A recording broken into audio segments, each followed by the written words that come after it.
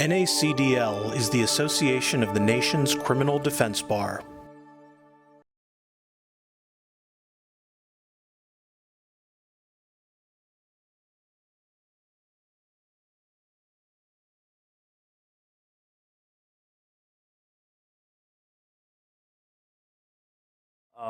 I did not invent the title of this presentation, but I like the title, so I wanted to start off just by saying that it's a little, at first when I heard about this topic, ethical use of experts, I was thinking it's a little bit hard to define what that really means. It can mean a lot of different things. And while I was thinking about that, I was in the middle of a month-long capital case that ended 2 weeks ago, during which it was all about medical evidence. And 13 doctors testified, some for the prosecution, some for the defense, some treating physicians, all about a discrete issue about how a child died.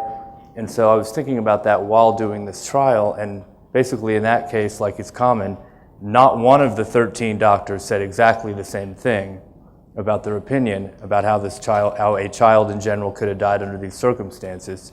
And then there were outliers on both sides. And I guess one thing ethical use of experts could be about is to whether and to what extent lawyers need to do any policing of an expert's actual opinion, that is it a valid opinion, before calling that person. That's not really what I'm going to talk about, because especially after just watching this case go down and talking to a friend of mine who's a forensic psychologist, these are opinions. And unless an expert, which is very unlikely, it's never happened to me, were actually to disclose to you that they were giving an opinion which is not their real opinion, then the mere fact that it was an outlier opinion, that they'd said something different before, that they're being paid a certain amount, or anything else, is really just a matter of strategy. You might lose a case over that, but I would say that type of thing usually doesn't raise itself to the level of an ethical question if what you're talking about is the content of their opinion. In other words, an opinion is an opinion, it's not a fact. Now, you could have an ethical question with an expert who's talking about facts. For example, the earlier presentation about computer forensics. If a computer expert is testifying about a false fact found in computer devices, that's one thing. But for the most part, experts are talking about opinions and what facts mean that the jury or a judge has already heard. Given that, what I was just wanting to talk about more was more things that relate to expert witnesses and forensic evidence that raise ethical implications other than what the actual expert is going to be saying. More like things that raise the issue of client confidentiality or candor to the tribunal, or to what extent a lawyer has to disclose everything to an expert, and these types of issues, because I think these actually come up all the time. Some of what I'm going to do is just go over some scenarios, and if anyone wishes to comment on the scenarios, that would be great. You don't have to, but if you did, I think these are going to be things that people have all encountered plenty of times. It was mentioned that I was on a disciplinary committee for the Virginia State Bar. That is true. That absolutely does not mean I'm right about anything. If I have any theme at all, it's that these questions are murky, case by case, has to do with every kind of intricacy, including right down to the personality of the client and everything else. So I am not a quote unquote expert in what is ethical in any way. However, being on that kind of committee, you do have to read these rules a lot. So you kind of like get used to looking at them. And whenever you're talking about ethics, it's kind of boring because you got to like read the rule. I'm not going to read all the rules, they're in the materials. I'm going to have some of them I'm going to talk about. But of course it gets boring when you just sit there and read them. I'm going to read some of them. A couple of the main rules, and also I'm citing to the Virginia State Bar Code of Professional Responsibility, which is in your materials. ABA guidelines are cited for all of these. There's no substantial difference. I'm not familiar with every single state, but essentially these rules, when you see them, you're going to all know are the same ones from your state in substance. This is Rule 1.1 for Virginia. It's about competence. It's really basic. A lawyer shall provide competent representation to a client. Like with many of these rules, what in the world that means is the question. But again, this rule can often be used as a defense or as a reason to do something else in a gray area. Scope of representation. This is about how the attorney-client relationship is formed by the lawyer and the client. Now, I think one thing that's going to always comes to my attention about this is, what does that mean in a court-appointed case or in a criminal case where the client has no idea what the scope of the representation is, except they're in trouble and they need a lawyer? So it's not like a civil case where they lay out their objectives. And so this really isn't that helpful if the duty you're following is the Sixth Amendment, and I'm going to talk about that a little bit more. That's just continued on that. Diligence. A lawyer shall act with reasonable diligence and promptness in representing a client. C, a lawyer shall not intentionally prejudice or damage a client during the course of the professional relationship except, and that's about fraud and such. But for the most part, this comes into play a lot, and it's important because what in the world does it mean to, quote, prejudice or damage a client? I think we could all agree that doing something to deliberately cause a client to be incarcerated would be obvious violation of this. However, everybody knows a lot of times your client has a different opinion about what would damage him than you do, looking out for his other interests. And this is something that could come up a lot. Confidentiality, I'm going to skip to the bottom of this one. You cannot reveal information protected by the privilege under applicable law. There are exceptions. Most of them have to do with fraud and the like, or things with the lawyer's habeas, or they make a bar complaint, this type of deal. But it is not even the slightest bit realistic that you don't say things that a client tells you to colleagues, even to the prosecutor, and the context is right, and you're doing it to get a good deal or to help the client advantage. You really aren't going back in a big case every single time to a client saying, do you mind if I tell your mother that this and that so that she'll go get the records we need, or whatever. That just doesn't happen. You have to make judgment calls along the way. And importantly, except for disclosures that are impliedly authorized in order to carry out the representation. No guidance as to what that really means, except I would submit to you that the Sixth Amendment governs our conduct as much as anything, and given that, it's implicit that we have to do things in order to protect the client, and that could apply even when the client doesn't want that protection. Client with impairment, we've all dealt with this. Different decisions can be made if you believe that a client has a diminished capacity and a risk of substantial physical, financial, or other harm unless action is taken. I think this is implicated by the idea of clients who don't want to have, let's say, a mental health evaluation because they just don't want to, and the reason for not wanting to is because, in my view, you could say they have a diminished capacity, they're under so much pressure, they don't want their family to know about their background, whatever. But again, this is a rule that comes into play in those kinds of situations. So I put up a scenario which I'm going to read, which I have is listed as scenario 1. A lawyer represents an indigent client, an appointed client for possession of child pornography. The client insists from the first meeting that he had no idea the pornography was on his phone. Forensic evidence strongly suggests that a user of the phone searched for, saved, and shared the unlawful images. Lawyer learns from the client's mother that the client was sexually abused as a child by his stepfather over the course of several years and has never received treatment. Client admits these facts to lawyer, but adamantly insists that the lawyer should not disclose this information, investigate his background, consult with a psychological expert, because it has nothing to do with the fact that he did not download the images.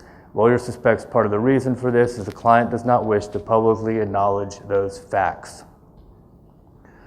So, confidentiality. The client is insisting that you keep this information private, both that he told it to you, and he even wants you to keep it quiet that you found it out from his mother, who he had authorized you to speak to. It would be embarrassing to the client for you to do so, and he's not going to consent no matter how much consultation. This is an appointed client. He's not going to be able to fire you even if you tried to help him fire you, and he is never going to agree to have you go into court and talk about those facts, or to the prosecutor. A lawyer should not intentionally prejudice or damage a client. Well, in this case, the client thinks it would be damaging to him for this to come out. This is a preamble to the Virginia State Bar Rules. I guess it's not a rule, but it's an example of how murky this sort of thing is. I underlined part of it. Many of the rules are prescribed in conduct, blah, blah, blah. However, a lawyer is also guided by personal conscience. And what in the world that means, does that mean lawyer by lawyer? Or is that something that means that you can skirt past what appears to be a clear rule? Obligation of criminal defense counsel is to provide zealous and quality representation of the client at all stages. All stages. That's a duty, and that's an actual standard. The right to counsel is the right to effective assistance. We all know that plea bargaining, seeking and communicating plea offers is part of the Sixth Amendment effective right to counsel.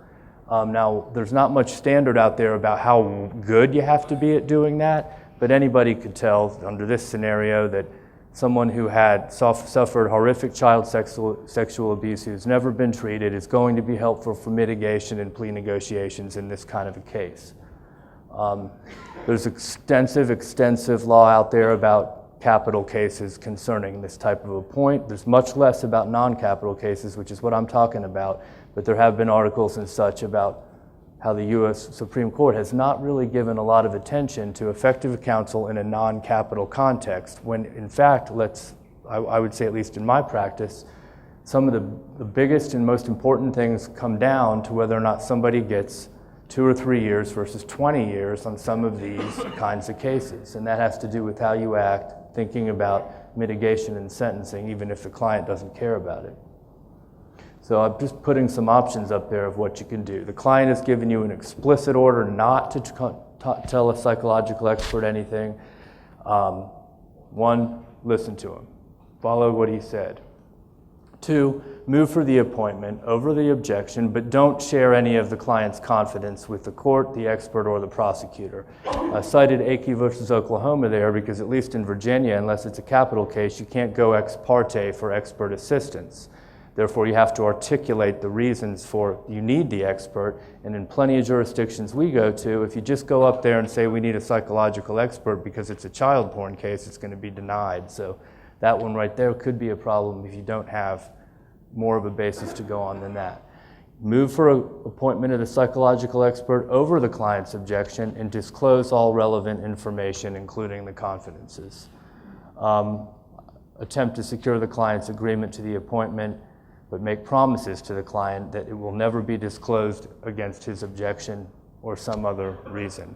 Now, I know what I think about what to do in that situation, but I've talked to other people about this kind of question a lot, and a lot of people think I'm wrong, and I'm not going to call on you unless you want to talk, but does anybody think it's a no-brainer, do what the client said? Your ethical duty is, and I told you I wouldn't call on you, but do you mind?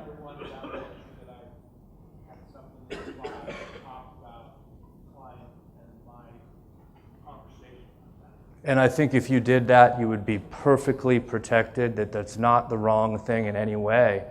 I'm just to make a counter argument about that, I would just rules-based argument would be, I'd be thinking about his right to zealous advocacy in plea negotiations and sentencing, where if you sit there quietly and let that go down, are you failing the client in that respect? However, I think your answer is the cleanest and easiest one, yeah.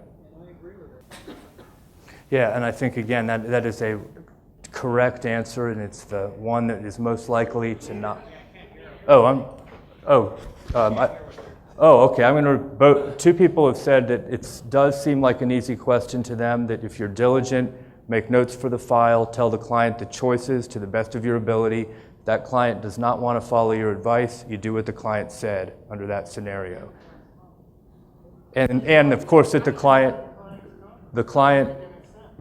Excuse me? Okay, I'm sorry. What he said is, a gentleman here said, how do you know that the client's competent? The answer to that would be, 1, you could move for a competency evaluation. Under this, I would say, let's say the client's competent. I mean, he understands who the players are in the case, what his decisions are and such. But this alone, not wanting to be embarrassed by his past, does not mean the client necessarily would be incompetent. I hear you. I mean, you don't know what the client's going to do as it goes down the road. Oh, yes. Yes, I'm sorry, sir. What I can't tell that you can't hear him. My fault. What they're saying is that if the client's not going to consent to the psychological evaluation at all, then it would be worthless. They would either be telling the person something false or refuse to meet with them at all. What I was saying there is I agree that could happen, but you don't know that that would happen, and that is a different play out down the road of simply listening to what the person said and not attempting to do it because of that information. Yes, sir. What is you opening up yourself to ineffective assistance of counsel if you don't go forward? This gentleman said, wouldn't you be opening up yourself to ineffective assistance of counsel if you don't pursue that?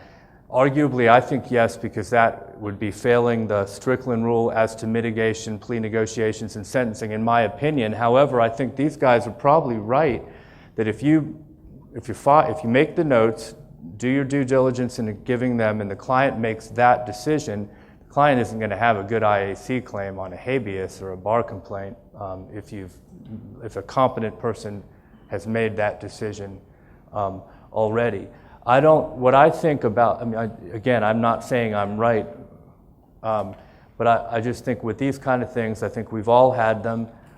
My opinion about it, for what it's worth, is that there are times when you have to lean towards the effective assistance of counsel, because where that's headed in the end, and I admit to this being a paternalistic view, even a risky view, if you're following the rules extremely strictly, where number one seems to most apply, which is that I can't see all ends of what that client's going to think in 10 years from now, looking back on it, when maybe the person's more mature, has realized the full consequences of this, and that at some point the lawyer does need to take more of a leadership role in that respect, and that it's defensible under some of the rules I've talked about the need to represent the client at all stages of the proceedings zealously, not just to stand there and do that, but to do it.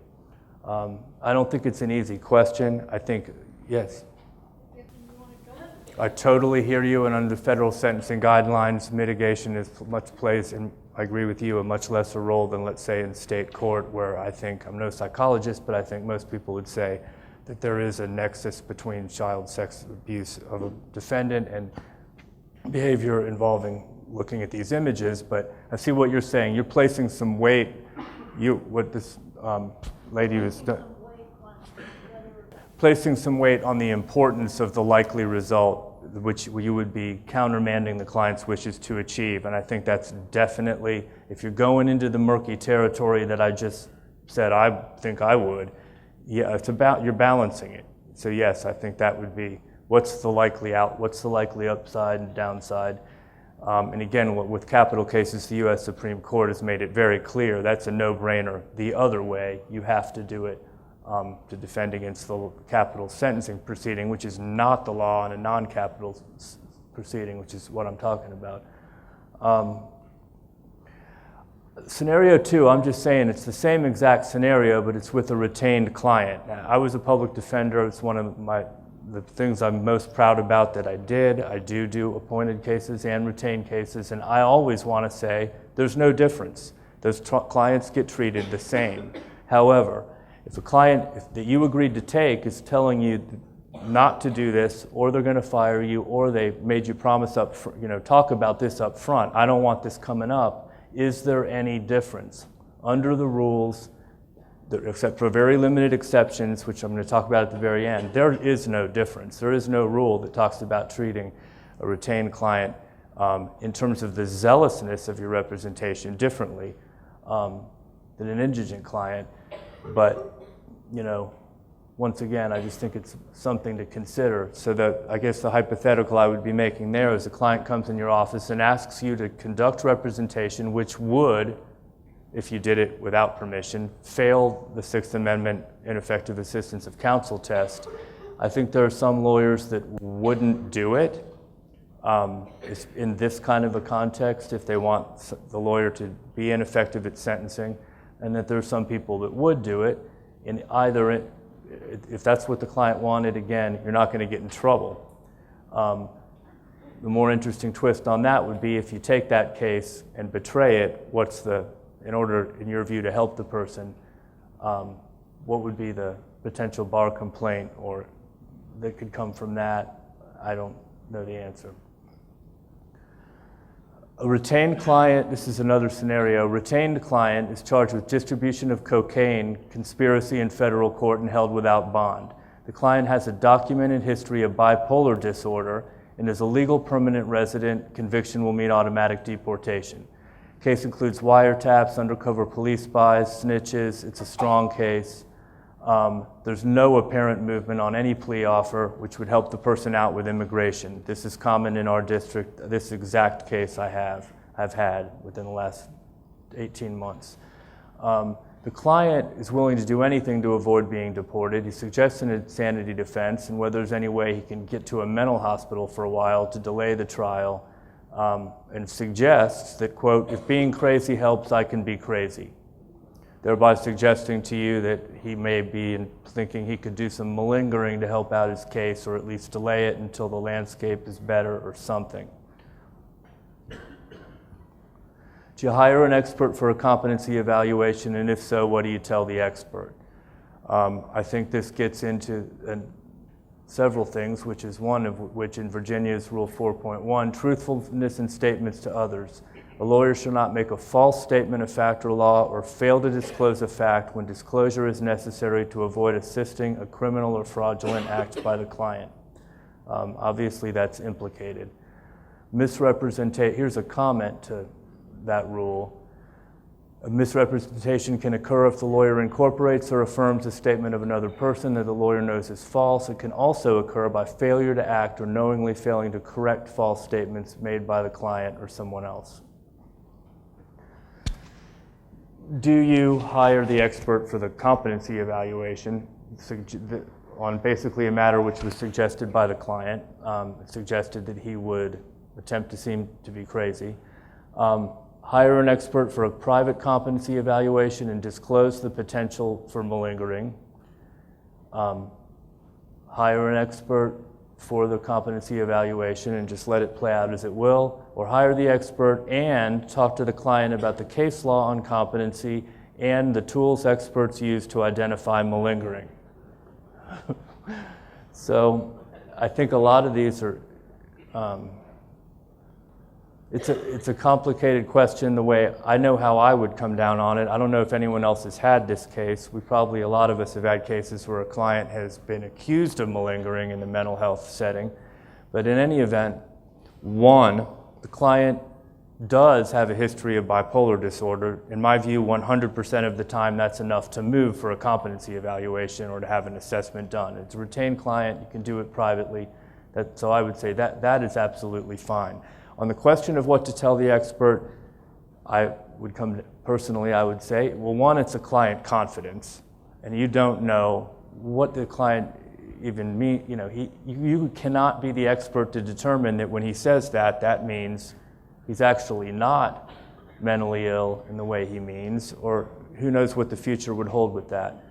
I do not believe there's any obligation for you to do anything except hire the expert and let that play out as it will. I do think there's support for the idea that if you get back that competency evaluation and it causes competency into enough question that would trigger the government to do an evaluation and to delay the case, kick it down the road, in other words, succeed with what the client wanted, I think there are people that would believe that the fact that he was planning to malinger raises an ethical question. In this context, I don't think it does. In terms of the final thing, of course, I don't think there's anything unethical about educating the client about competency law or answering any other questions he has, as long as you're telling the person the truth and telling him to tell the truth to the evaluator. So I don't think that personally is a very hard one. Is there anyone that feels like saying they disagree with that? Thank you. I have a same scenario, but if it's an appointed client, the point being you can't do a private evaluation. Motion for a competency evaluation, this comes from federal court. The court shall grant the motion if there's a reasonable cause to believe the defendant may presently have a mental disease or defect, yes, rendering him mentally incompetent. Obviously, that's enough to move for it, the mere fact that he's bipolar. A couple more rules about bringing the competency evaluation, which we'd have, at least in our jurisdiction, you have to go to court and ask for it, and it's not automatically granted. A lawyer shall not bring or defend a proceeding or assert or controvert an issue therein unless there's a basis for doing so that is not frivolous. Now, I again would say that the basis for doing it in almost any case is not frivolous if you can articulate a real and true good faith basis to believe the client's mental health condition should need a second look. That might be different than presenting an insanity defense under those questions, but here I don't think that's a real question. If the client is taking an act, desires to have an action taken for the purpose of harassing or injuring a person, or if the lawyer is unable to make a good faith argument to support an action for an extension, modification, or reversal, the comment, basically I don't think this comment to 3.1 fills in much because the client is not attempting to maliciously harass or injure another person, but it is a comment expanding on that basic rule. Making a false statement to a tribunal, 3.3. I don't think such a scenario of refusing to disclose that your client suggested he might be malingering would trigger that. The comment to this, I think, is very important and can come up in a lot of contexts. An advocate does not vouch for the evidence submitted in a cause, such as a mental health evaluation. The tribunal is responsible for assessing its probative value. I would make one distinction between the client saying he, quote unquote, can be crazy, because that is not him stating that he's going to state a particular false fact. And if a client were to disclose to you that he was going to and did lie to an evaluator or an expert, and then that appeared in the report as part of the basis for the expert's opinion, filing that motion with the court, in my view, would, without question, trigger the problems we're talking about, because that's a statement of fact, not just his intention. I think it's really, really close, and I tried to phrase that by saying I would answer any questions he asked me truthfully.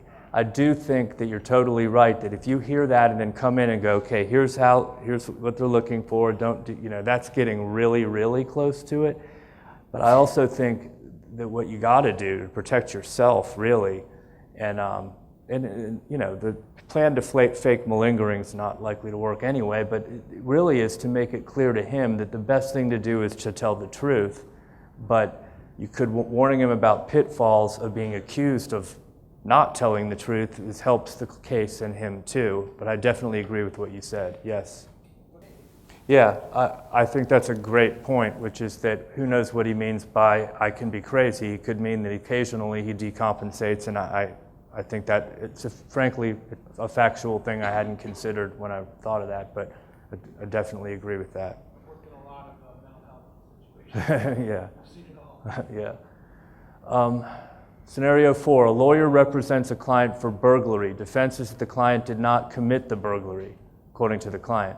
The fingerprints evidence places him in the home, including on the drawer handles from which items were stolen. The client also confessed when he was arrested, but he was heavily intoxicated at the time. The crime scene investigators took swabs from various places the suspect may have touched.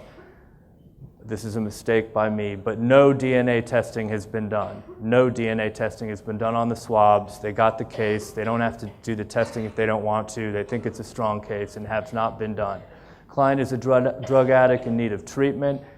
He has a misdemeanor or other excellent plea offer followed by a potential to go to treatment, but he wants to go to trial on the grounds that the fingerprint evidence is wrong. He's heard that fingerprint evidence is not reliable, and Virginia, maybe all states, don't know, has a statute allowing for the defense to demand any kind of scientific testing that can be done reasonably. So if you have swabs taken that were not tested for DNA, you can always have that tested. You can give your reasons ex parte, but the results are going to be known to everybody. And I had this scenario a few years ago in a capital case. You have a discussion with the client about whether he wants to move for the DNA testing of the swabs, which could, if he is not guilty, prove someone else was there who shouldn't have been there, or at least prove there's no DNA evidence in the case. The client does not want to do that. Do not move for testing of the swabs. I think as long as you're clear with the client and tell him the truth, that's a safe route. You could possibly believe that he doesn't want to test the swabs because it might incriminate him. You could move for testing of the swabs over the client's objection on the ground that the testing will either prove nothing, help to exonerate the client, or render the evidence against him so overwhelming that he will take the plea offer and explain your reasoning to the client about why you're doing that. In other words, look, put your money where your mouth is, let's do it. And then, or move for testing of the swabs over the client's objection on the same grounds, but do not explain your reasoning to him about that. That is, this could hurt you a lot and sink the whole case for sure, that you want to go to trial on. Number one is the safe one. I think this rule is implicated. A lawyer shall act with reasonable diligence and promptness in representing a client. Not intentionally prejudice or damage a client during the course of the professional relationship. Now, I don't think moving for the testing would be intentionally prejudicing the client, especially since you're hoping it comes out at least neutral. And for all you know, you can't see all ends. Maybe it would help him, and maybe there's other DNA there, whether he committed the offense or not. Diligence could also be implicated by that it might merely mean somebody could say you're not being reasonably diligent. If you have you're going to go to trial, you have these swabs sitting there, you're not going to have them tested. Sure, you can blame the government for not testing them, but you can only go so far with that in a Virginia state court because of the fact that you had the automatic right to do the testing. You can hold them to the burden, but you got to be careful in arguing that when everybody knows you chose not to do it. So I think it's a tough one on diligence versus following the wishes of the client. I definitely think that the last scenario gets very, very close to trying to trick the client for his own good, which is to take the plea offer and hope that DNA comes back against him.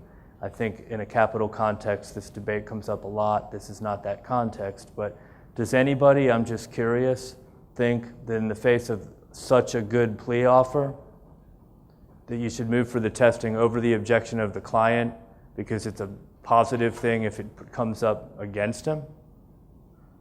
Right. I think I fully agree with everything you just said, and even would... Oh, sorry. The gentleman said he thinks he would do the testing because it doesn't really have a potential for harming the client as long as the plea offer would remain open even after the testing, even after the government's case became that much stronger if there were DNA. And I said I agreed with that, and I was about to say, depending on the severity of the case, and this is a debatable proposition I'm about to say, but you could potentially even tell the prosecutor that you want the client to take the plea offer and that if we can do this testing and it comes up, that it might serve everyone best. I don't know if that's the right answer. To me, that would depend on other factors, such as the client's age and maturity level and such, I think. And I realize that's very murky. Yes? You started off by saying the defense was that he didn't do it. That's the defense that he wishes to raise at trial, yes. So, That's what I would think the reason would be. And at least we have had plenty of cases where there's untested material, and at some point they stop testing because there's a point of no return at which they're creating a negative evidence in a way. So I think there could be a logical motive for prosecutors to cease forensic testing up to a point in a certain case. Right. So, and no part of me thinks that you are ethically wrong at all, so I'm just going to ask you, so you're placing, which might be the right move, you're placing zero value on the notion that in order to represent him zealously, in order to get the best result for him, that perhaps you should do things to encourage him to take the plea offer, including moving for testing. Absolutely agree, and I think this gentleman's position is what I would say is the pure one. Yes, sir. There's not case law on this point, but it's come up in cases that we've had, and what I think is, of course, in closing argument, you can argue the failure of proof about the DNA. But if you triggered it before the closing argument or went too far with some judges in arguing that point, I think you would get called out on it because it's an automatic right for either party to do the testing. If you said, absolutely, in my opinion, would shift the burden if you said nothing, but to nail the point, there's a different, You, Mr. DA, did not test the DNA. right, and I think the line I completely agree. I think the line you're drawing there is the line between arguing a failure of proof and accusing them of a shoddy investigation as a general matter, and I don't know the answer to how that would play out, but because there's an automatic right, here's an example. There are some jurisdictions where there's a missing evidence instruction, or the government could have done this, had this evidence and did not, therefore you can take a negative implication that had they done so, that evidence would not exist. You could not get that in a Virginia state court on that kind of a question because of that rule. So it does do something to damage what you're saying. I agree with that. I think that running a scam on your client to get him to change his decision would violate that and other things too. I don't think ever it should be done. I think this kind of topic comes up in death penalty cases because it's looked at differently, and I don't like it there either, but I wonder what you're saying. I don't think you can walk in there and have a dishonest conversation to trick him into thinking this is going to be definitely great. Under the comment to the diligence section, it always has something in there that makes it murky to me a little. A lawyer should act with commitment and dedication to the interests of the client and with zeal and advocacy upon the client's behalf.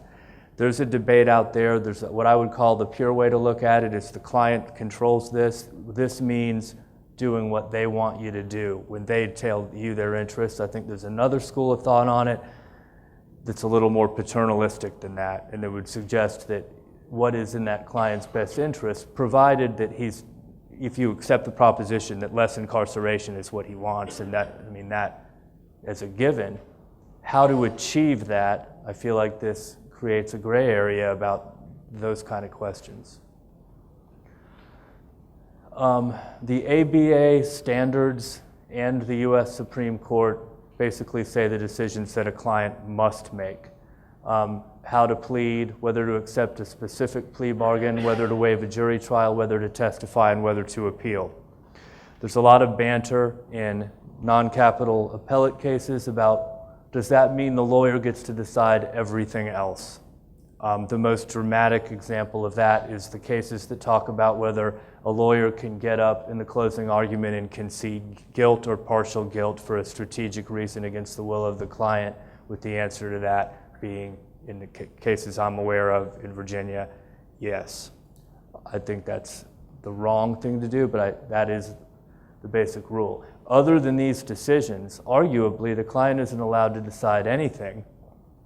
But I think a lot of schools of zealous advocacy give the client way more decisional authority than that, right down to things like, I don't want you to call my girlfriend as a witness that can exonerate me because it's going to ruin my family, in this type of question. People all the time listen to clients about that. But the rule under the Sixth Amendment is that the lawyer can decide that. I think that raises a really difficult question about appointed versus retained clients, because the lawyer in an appointed case usually can't fire you. And therefore what you're doing is taking their life into your hands by making that decision. But as an ethical matter, as long as you tell the truth, you can go to court and do everything except those things against the client's wishes. And I think it's really hard in every case how to decide that kind of thing. Just an example of, well, the defendant has a right to appeal. What is in the brief is up to the lawyer. The lawyer can even do an Anders brief, which is essentially giving up on purpose, so that the client made that decision to appeal, but not one shred more.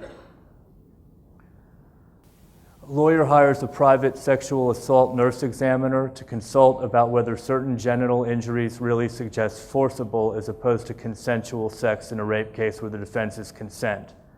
The nurse examiner worked as a sane nurse in a different jurisdiction for years, but now earns a living by consulting with the defense. During a line of cross-examination by the prosecutor, the expert begins to give answers on a certain factual point that are clearly contrary to opinions lawyer knows she offered for the state in other cases. When the prosecutor sits down, lawyer believes the prosecutor is likely unaware of the previous contradictory statement. One thing I want to mention before asking this one, I think it's kind of obvious, but this, in a way, I want to just raise the question of opinion versus a fact. So she gives a different opinion, different than what she used to say. There are transcripts to prove it. The prosecutor doesn't know anything about it. The lawyer obviously hadn't planned it because it just came up. I would submit that this is not obstructing the other party's access to evidence. Failing to disclose a fact when disclosure is necessary to avoid assisting a criminal or fraudulent act by a client. It's not a fact, it's her opinion. Maybe her opinion changed. Is there anyone here that thinks that under that kind of a scenario, a lawyer would be under an obligation to disclose that?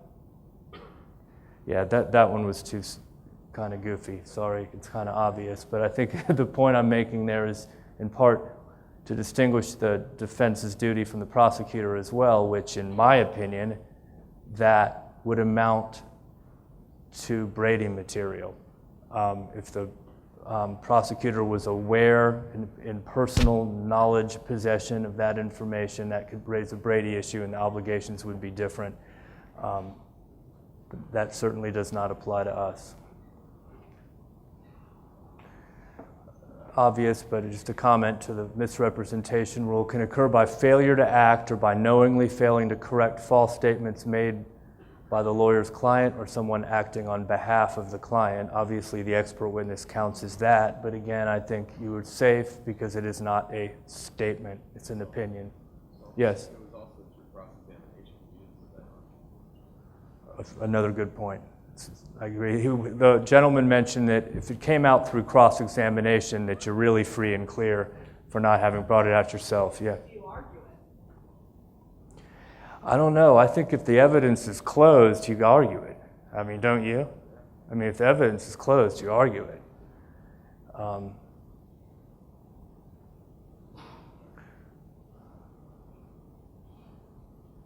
Whether a particular statement can be regarded as one of fact can depend on the circumstances. Certain types of statements ordinarily are not taken as statements of material fact. I think that's one of them. If you're talking about an expert opinion, it just comes down to credibility. No, I'm going to skip that one. We're running out of time. A lawyer hires an accident reconstruction expert to consult in a case where a retained client is charged with vehicular homicide. Much of the Commonwealth's case relies on its own accident reconstruction expert, since there are no eyewitnesses and the client made no statements. After review of all relevant materials, including a report from the state's expert, the expert provides an inculpatory opinion, expert opinion against you. Lawyer plans to consult with another expert. Must the lawyer disclose the previous defense expert's opinion to the next defense expert? Does anyone think yes to that? Okay, sorry, that one was goofy too. However, I guess it's just a strategic issue. It's risky, but of course, you don't have to do that.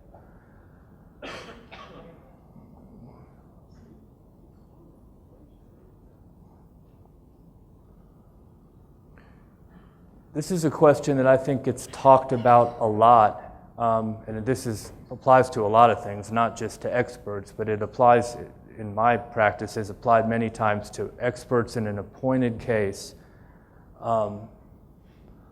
where if you go to the court and ask for the expert assistance, you might get to select the person. We usually do get to propose someone. Sometimes the prosecutor objects and gets into that, but usually, let's say you can get whatever expert you want. But if you haven't had time for them to look at anything yet, then you don't know what you're going to get, whereas in a retained case, you can find that out ahead of time before anybody even knows you had an expert at all. This is a question that really concerns whether or not a lawyer can give money to a client. Loan it, give it, or anything of that nature. Under this scenario, the client can't afford an accident reconstruction expert. You don't want to select one because you got to go to court and ask. You'll get it, but if you don't like the result, you're going to be stuck with it. And then, in fact, you might have converted that person into an expert for the common government too, which could happen. Do you front the money for the expert, either give it to them because you feel like it to help them, maybe you'll get it back someday, maybe not. Is that ethical to do that? Or is that a gift to the client that implicates something else? Has anyone else been in the situation where you felt practically morally compelled to fund something like that for an appointed client? When that happens, has anyone ever had it come up that maybe you shouldn't be ethically allowed to do that? Is that issue? Anyone had that issue come up? We had a debate about it recently. What's the question again? Is it unethical to give a client money? Loan them money or give them money? It is. I hear you, but you took an appointed case, you get a fee from the court. You took an appointed case, you get a fee from the court. That's what you agreed to do it for. And if you really wanted to, you could probably bill them for those pens and paper and see how that played out. But those are pretty de minimis. But I mean, this is hundreds of dollars. You know you're not going to get it back, most likely. Yes. Right. Well, this gentleman said that in California they can go to the judge to apply for the expert assistance, but that he would, in a retained case or another type of case where you didn't do that, he would front the money because he thinks you need that to competently represent the person. Yes. Again, I don't want to hear. I Can, don't want them to hear. can you go ex parte to the judge on that? Okay, so in every state it's different. Yeah, and in Virginia, the statutes are silent on that, but because they came out with a new statute about 5 years ago that specifically allowed ex parte for a death penalty case, courts are now saying that means by implication you can't go ex parte in any other kind of a case. So aren't you ever worried, though, that if you ask the judge for one expert, when you don't know what the person's going to say yet, that you can't go back and ask for another because the judge is going to, by implication, think? That can be. I just wanted to ask this because I'm curious, because this is a huge issue for us all the time, and now you can only do it in a capital case. When you go ex parte in Texas or some other place, I'm asking you, sir, do you go in the courtroom and argue it to the judge, and they listen to you and decide it? You can. Does the opponent need to know that you're doing that? No. Oh, okay, even at all? Okay, thank you for telling me that. That's really interesting. That should be the rule for us. Yes? That's just so how it should be. No, they go batty when you get to go ex parte without them knowing what it is, and it's pretty funny. It's $450, and so I'm basically done. I had some more scenarios, but we're out of time. I would also be glad to talk to anyone about any of these topics. I learned a lot right then about some of these other states, too, so thank you.